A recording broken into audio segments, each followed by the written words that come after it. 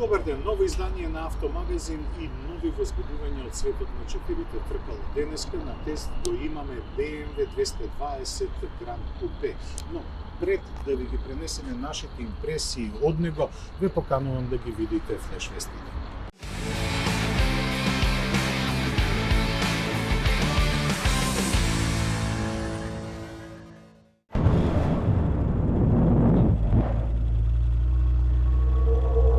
Стартно целната рамнина на патеката Имола беше местото каде се соочија титаните. Ламборгини, Темерарио и Дукати Панигале V4 си ги измерија спринтерските способности во драг трка. Темерарио со хибриден погонски склоп комбинира V8 битурбомотор со 3 електрични мотори, давајќи вкупна моќност од 920 конски сили. Таа сила овозможува максимална брзина од над 340 км на час и од 0 до 100 км на час потребни се само 2,7 секунди. Новиот Панигале V4 е седмата генерација на Ducati Superbikes, го погонува десмоседичи V4 мотор со 216 конски сили, што му овозможува максимални 350 км на час. Забрзувањето од мирување до стотка е декларирано за 2,9 секунди. Официјално соопштение кој триумфира во возбудливата трка нема.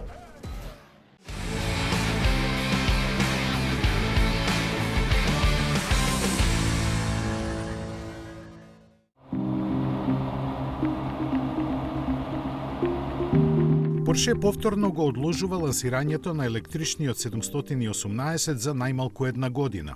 Се покажа дека планот за електрификација на гамата е преамбициозен и преуранет, а проблемите со кои се соочи компанијата во подготовката за производство на овој модел непредвидливи. Во прашање беа и се уште се батериите и софтверот, а сега и пазарните услови. Тоа значи дека марката ќе остане подолго време без ваков модел, барем во Европа, бидејќи заради новите регулативи за дигитална безбедност продажбата на Бокстер и Кајман лани беше прекината. Истовремено е одложено и лансирањето на големиот електричен кросовер со 3 реда седишта, развиван под кодната ознака K1, кој беше планиран за 2027-та.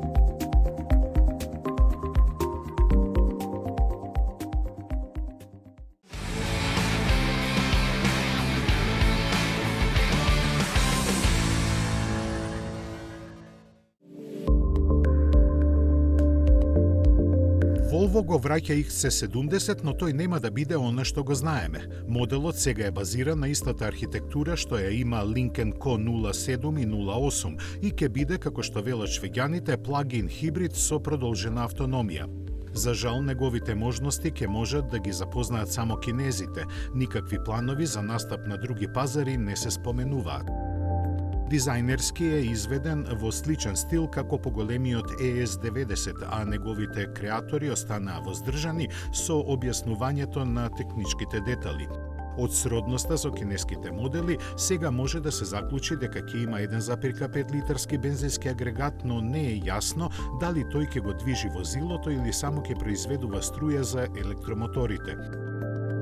Потврдена е електричната автономија од 200 км, а продажбата ќе му стартува пред крајот на годинава.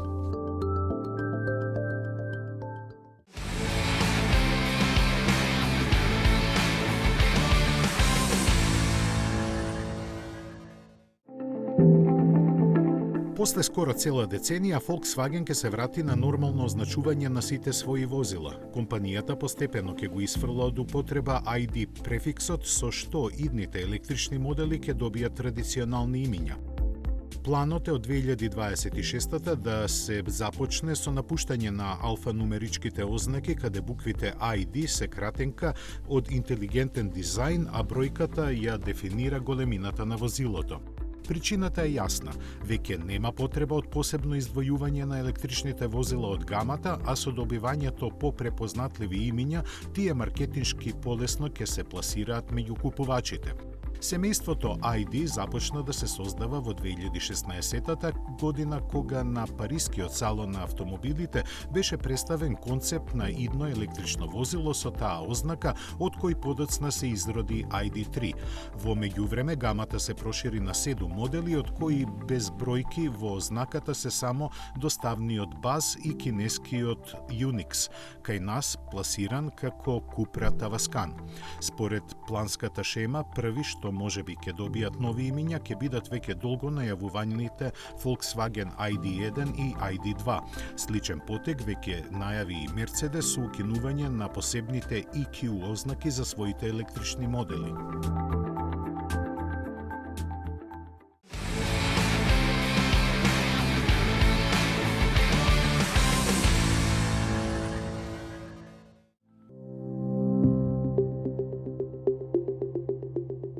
Кога Mazda го представи електричниот седан EZ6, кој е ребрендирана и стилски разубавена верзија на кинескиот Deepal L07, западните производители се подсмеваа. Но сега, со премиерата на кросоверот EZ60, јапонците се тие што имаат насмевка на лицата. Во првите 48 часа собраа преку 10.000 нарачки за него. Дека ќе биде предодреден за успех, се знаеше уште со представувањето на концептот Arata лани во Пекинг. Се знаеше и дека нема да биде чистокрвна Mazda, туку продукт на соработката на Chang'an, исто како и EZ6. Има слични спецификации, бидејќи техничката основа е иста. Мултиенергетската платформа подготвена за електричен погон со или без бензински мотор како продолжувач на автономијата или пак во плагин изведба. За сега се познати ограничен број технички детали кои ќе бидат искристализирани кога ќе тргне на пат кон глобалните пазари, меѓу кои и Европа, каде ќе пристигне веројатно под ознаката CX6E. Кога точно ќе биде тоа не е објавено.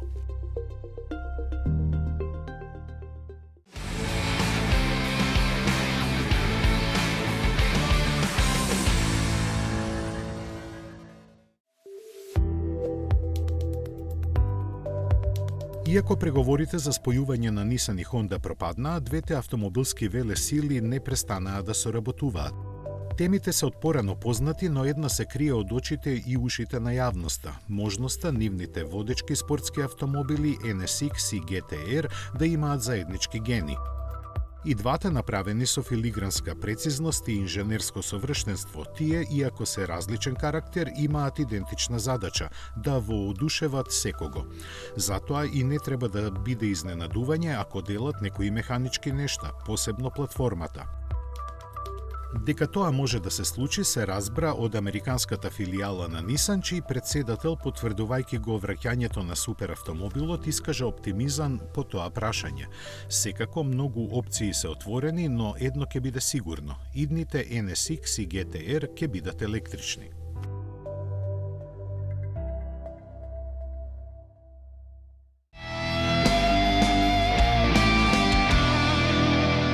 Петнаесет години вие одбирате, ние купуваме за 24 часа.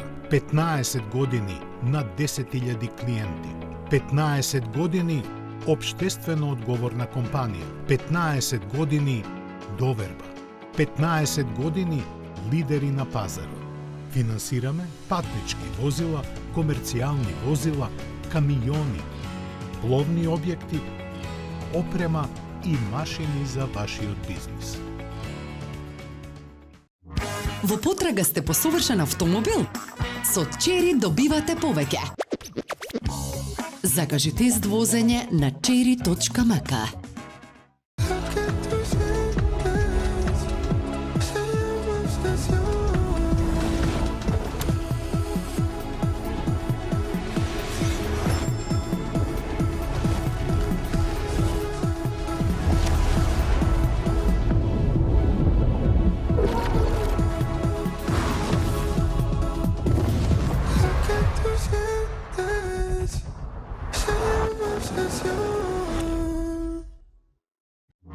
Во потрага сте по совршен автомобил?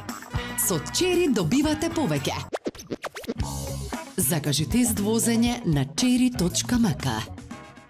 Ако го наречеш возилото Grandland, го правиш да биде Grand. Дизајнираш електрично лого. со супер долг опсек на батеријата и 50.000 интелигентни LED компоненти. Секако дека е новиот Opel Grandland. Go Grand! Во потрага сте по совршен автомобил? Со Чери добивате повеќе. Закажи тест возење на cherry.mk. Метрополис, број 1 радиомрежа.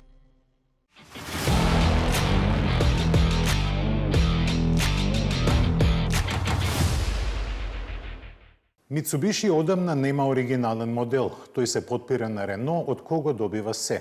Јапонците само ја менуваат маската и прават минорни измени, колку да се рече дека нешто сработиле.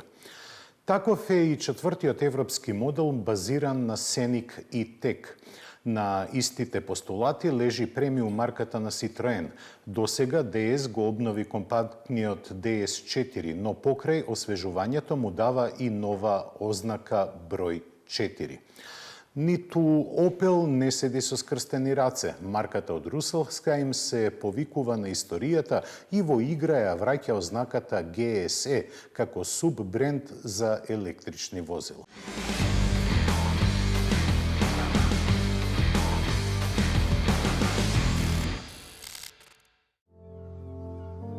После оние за Америка и Австралија, Mitsubishi го најави и своето идно електрично возило за Европа. Ке го носи името Eclipse Cross, а за разлика од другите, кај него нема изненадувања. Ке биде кросовер базиран на некој од моделите на Рено. Премиерата е закажана за септември, кога официјално ќе се знае кој ќе биде донаторот, но не треба многу умствен ангажман да се погоди дека тоа е минатогодишниот европски автомобил на годината Сеник и Тек. Тоа индиректно го потврдува и Mitsubishi, кој новиот модел го најавува како кросовер од C-сегментот. Базиран на платформата на Nissan Ariya, ке се нуди со два пакета батерии, како што е случај и со Сеник и Тек, но дали ке има и верзии со различни мокности на електромоторот не е споменато. Францускиот Пандан во своите изданија располага со 170 и 220 конски сили и автономија од 420, односно 620 километри. Mitsubishi споменува измени во дизајнот и инкорпорирање на идната генерација на Dynamic Shield изгледот на предниот дел, но во основа сепак тоа ќе биде само ребрендирана верзија на Сеник. Ке се произведува заедно во истата фабрика на Рено во местото Дуе на северот на Франција, а продажбата треба да започне пред крајот на годинава. После Colt, ASX и Grandis, ова е четврти, веројатно последен модел на јапонската марка за Европа позајмен од Рено. Во овој контекст мора да споменеме дека некогаш порано Mitsubishi ги снабдуваше французите со автомобили, меѓу кои и малиот i-MiEV, што се продаваше како Peugeot Ion и Citroen C0, кој всушност беше едно од првите модерни електрични возила.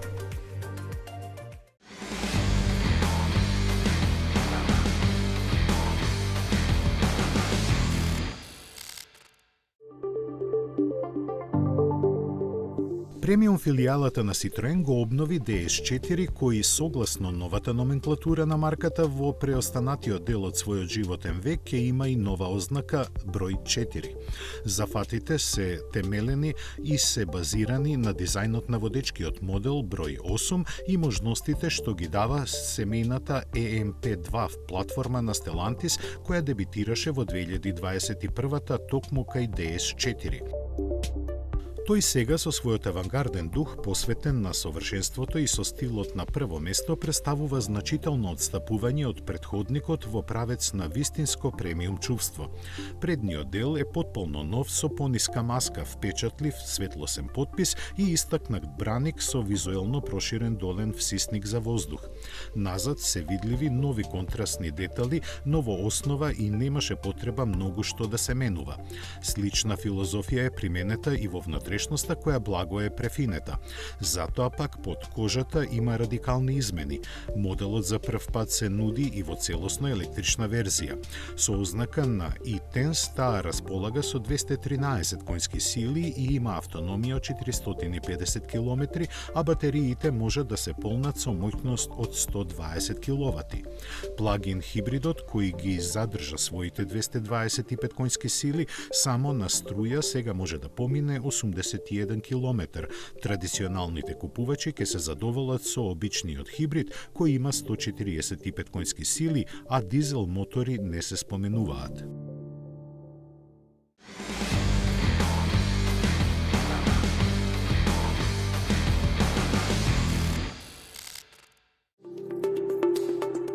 Порачувајќи им да не трепкаат за да не ја испуштат забавата, Opel на своите љубители им вети голема возбуда годинава. Реласирањето на GSE семејството како електрична подмарка. Со овој чекор компанијата тргнува пореволуционерно во светот на електрификацијата, бидејќи за разлика од сегашните кои се плагин хибриди, сите идни GSE модели ќе бидат само на струја. Ќе добијат сопствен, јасно дефиниран идентитет со нагласен спортски карактер со кој ќе предизвикуваат емоции. Наменети за ентузијастите кои бараат повеќе, тие би имале поатрактивен изглед, посебно подесено подвозје и подобрени перформанси. Во објаснувањето марката наведува дека меѓу другото G го символизира германскиот инженеринг, S спортот и брзината, а E електричната возбуда и еуфоријата. Не е објавено кои се модели ќе добијат ваков третман, но суптилно се споменати Corsa, Frontera и Grandland. Најверојатно сепак прв GSE модел од новата генерација би бил Moka, кој би го имал погонскиот систем од Abarth 600E и Alfa Romeo Junior Veloce со 280 конски сили. Со него двете италијански лути машини забрзуваат до 100 км на час за 5,9 секунди, додека автономијата им изнесува 347 км. Производството на автомобили е суров бизнис и не гали никого. Поради големите амбиции, Nissan се најде во голема криза од која гледа што побрзо да се извади, но тоа нема да биде ниту лесно, ниту едноставно. Јапонците ќе мораат да поминат трновит пат.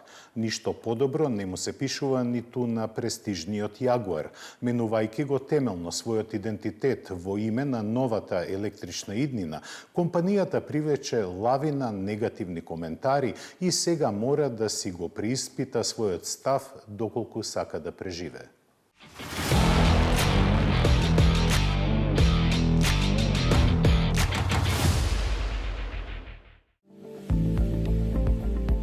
На Nissan лошо му се пишува. Проблемите се поголеми отколку што било кој можеше да претпостави. Резултатите од работењето во фискалната 2024 година, која во Јапонија завршува со март, покажаа дека иако обемот на производство и приходите се задржани, профитната маржа е намалена на едва и 0,6%, а загубите се искачени на скоро 4,5 милијарди долари. Според новиот шеф на компанијата Иван Еспиноза, коренот на проблемите се протега од 2015-та, кога под раководството на Карлос Гон беа поставени цели капацитетите да се зголемат на 8 милиони возила. Тогаш тоа изгледаше реално, бидејќи продажбата се доближуваше до 6 милиони, но со доаѓањето на пандемијата, таа драстично се намали и се стабилизираше на околу 3,3 милиони возила. Истовремено, никој во компанијата не се ни обиде ни да го ублажи, а камоли реши проблемот, со што тој се продлабочуваше до денешните размери. Новиот шеф на Nissan, чија задача е да го избави од дупката во која пропадна, веќе ги најави првите чекори кои се драстични. Ке се затворат 7 фабрики и отпуштат 20.000 работници, а бројот на платформи ке се намали за 6. Скоро сите инвестиции се откажани или замрзнати. Развојот на некои модели е прекината, соработката со Renault и Mitsubishi ке се продлабочува. За некои пазари ќе биде повика напомош и кинескиот Dongfeng, а сериозно се размислува и неговите возила за европскиот пазар да се монтираат во фабриката во Велика Британија. Ова е само дел од списокот мерки што треба да се преземат, но дали тие ќе бидат доволни да се избегне лошата судбина, никој не знае, бидејќи заради неизвестноста предизвикана од американските царини, прогнози не ни може да се дадат.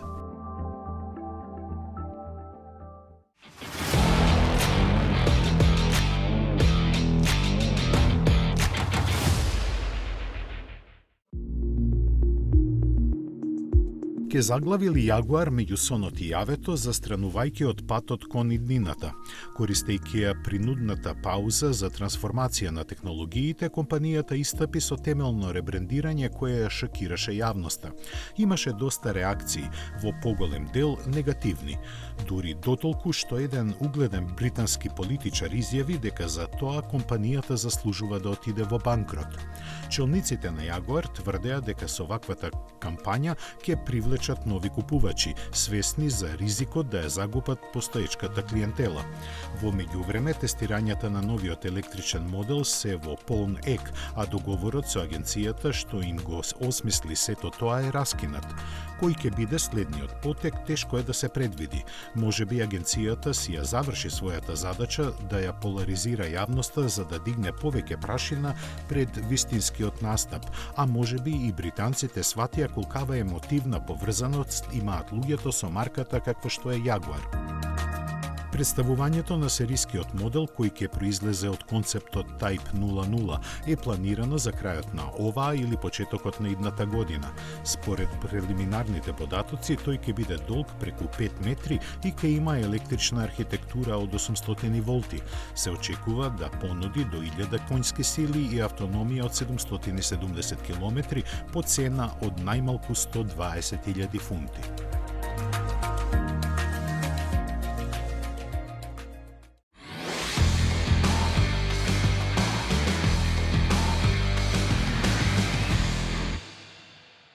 BMW е компанија која има можеби најголемо портфолио на модели во автомобилската индустрија, што се однесува до патничките возила и спортско-корисните возила. Еден од тие примери е и BMW серија 2 Grand Coupe, кој рака на срце нема многу конкуренти на пазарот, бидејќи малите компактни седани веќе не се толку популарни, но сепак не е без конкуренција и тоа има силна конкуренција. На BMW серија 2 Grand Coupe најголеми конкуренти се Audi A3 седан и Mercedes-Benz CLA.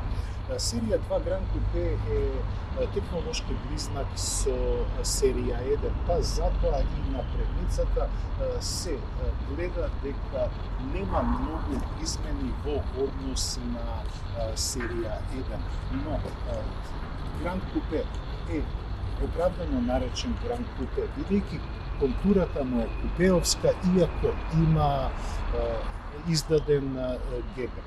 Она што многу ми се допаѓа и е вистинско купеовско остварување е што прозорците немаат рамка, туку со самото отварање на вратата тие се спуштаат, а со затворањето на вратата тие се подигаат.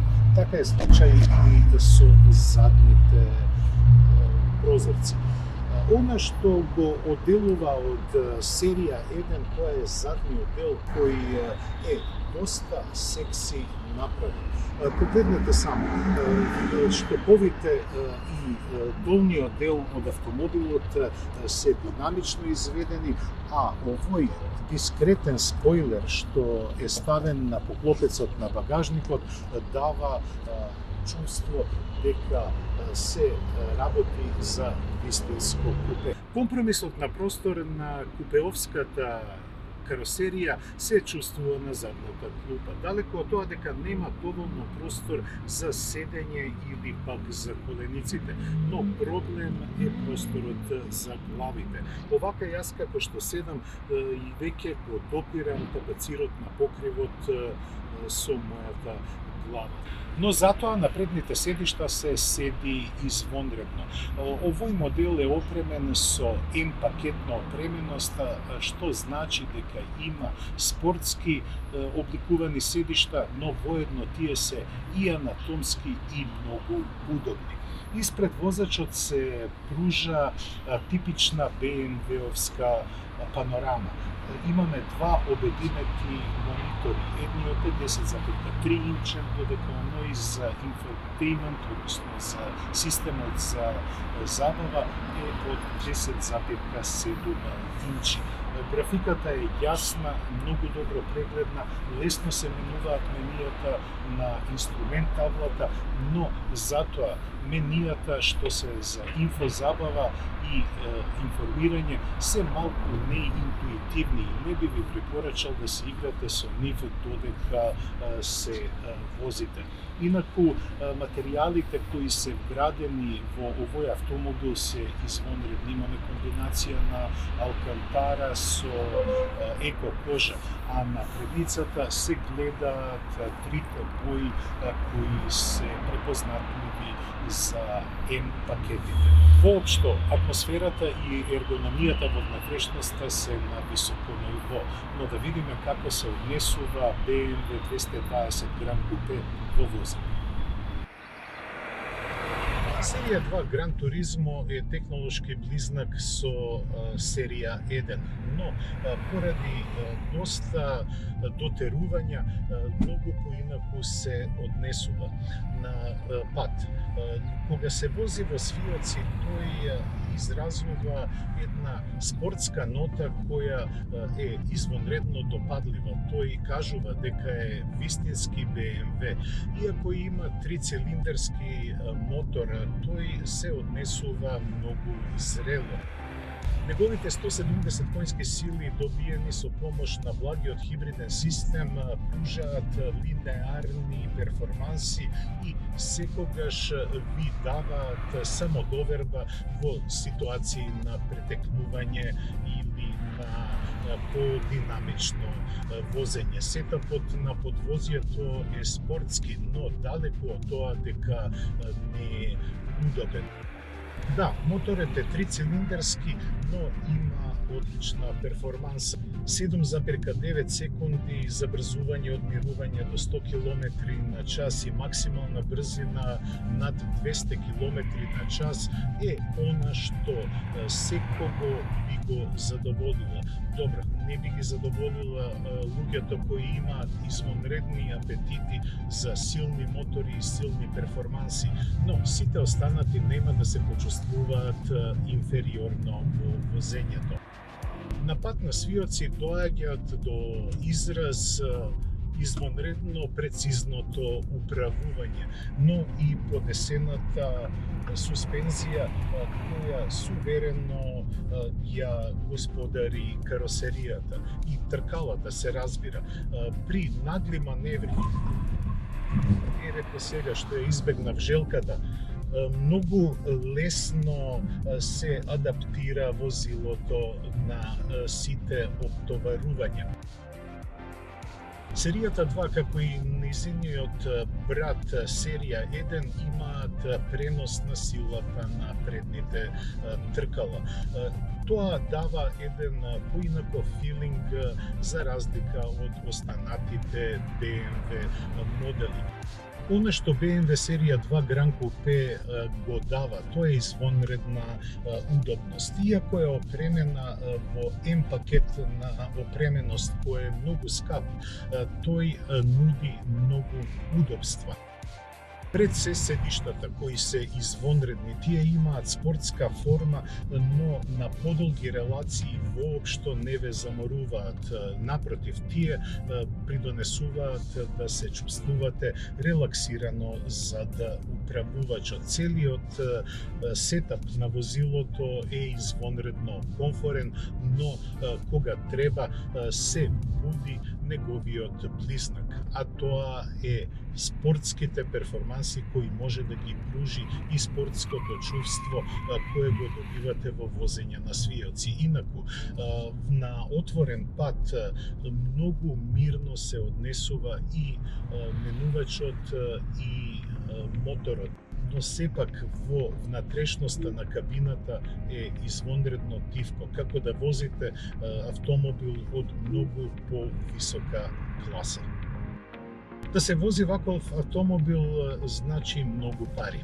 59.860 евра е цената на тестираниот модел, но она што радува е што BMW Grand Coupe можете веќе да го набавите од 42.000 евра. Се разбира не во пакетот на опременост М, кој чини нешто над 10.000 евра. Но оние што може да се го дозвола тоа нема да се покајат поради вложените пари. А што се однесува до агилноста, иако е трицилиндерски и има 170 коња, тој може да пружи добра перформанса. Да видиме како забрзува од 0 до 100. Ми се допаѓа и звукот кој го произведува овој автомобил, а додека јас ова го кажа, више надминавме границата од 100 км на час. Во моето возење, кое беше над 650 км, забележав извонредна економичност. Кога се вози на отворен пат, а направив голем круг од некои си 470 км, просечната потрошувачка ми беше само 5,9 литри, додека во град таа се искачува на 7,1 литар. Наменет за луѓето кои не им требаат големи автомобили, а не сакаат да се откажат од седан каросеријата, ова е вистински погодок. BMW Grand Coupe од серијата 2 личи динамично, делува цврсто и е извонредно удобен. На крај на возењето на BMW 220 Grand Coupe имам само две големи жалења. Првото е што не сум 30 на години помлад, второто е што немам 59.000 евра за автомобил. Тоа беше се што подготвивме за ово издание на Автомагазин. До гледање до следната сабота.